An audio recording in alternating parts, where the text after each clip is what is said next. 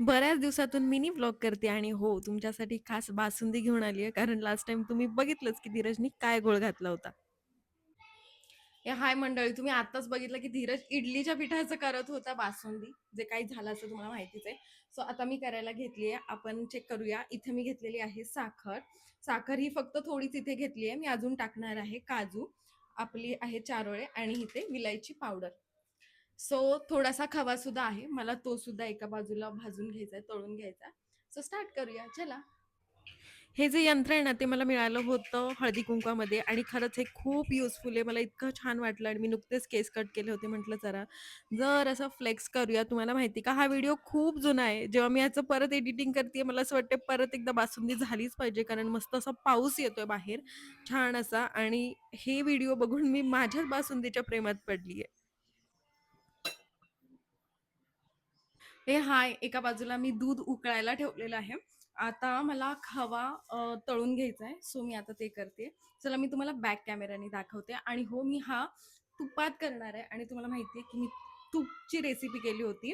मी मागे सुद्धा शेअर केली होती. माझं तूप खूप कमी होतं कारण मी जास्त दूध घेत नाही. सो झालं की मी लगेच ते ट्राय करते. ह्या तुपाचा वास मला इतका आवडतो, इतका. तुम्ही बघू शकता प्युअर घरचं तूप झालेलं आहे. थोडं झालंय पण खूप छान झालंय. घरच्या तुपाने मस्त असा खवा तर मी भाजून घेतलाय खरा, पण तुम्हाला माहिती का खवा जेव्हा चांगला भाजला गेला ना, तेव्हा मी टाकला सुद्धा. पण त्याचं क्लिपच मी ॲड केली नाही आणि प्लीज माझ्या गॅसकडे इग्नोर करा. कारण मला एक ब्रँड प्रमोशन शूट करायचं होतं, त्यासाठी मी तो तसाच ठेवला होता. एका बाजूला मस्त असं दूध उकळतंय आणि तुम्ही बघू शकता नवीन-नवीन माझे केस कापले होते, सो थोडीशी शायनिंग मारत होते आणि हो, तुम्हाला मी सांगते, माझे केस लहानपणापासून मोठे होते आणि मला खूप कापायची इच्छा होती, की मला शॉर्ट हेअर पाहिजे होते, म्हणून मी हा उद्योग केला होता. आता मी तुम्हाला मगाशी सांगितलं त्याप्रमाणे ऑलरेडी मी खवा टाकून झालेला होता. आता फक्त ह्याच्यात काजू आणि चारोळे टाकायचे राहिले होते. सो ते सुद्धा ॲड करते आणि इथे मी हिंग मी एवढी सुद्धा वेडी नाहीये, हिंग नाहीये ही, विलायची पावडर आहे. नाहीतर काहींच्या मते मला स्वयंपाक येत नाही, म्हणजे मला अक्कलच नाही.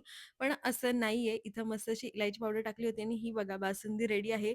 इतकी छान झाली होती, इतकी छान झाली होती. आता परत माझ्या तोंडाला पाणी सुटतंय.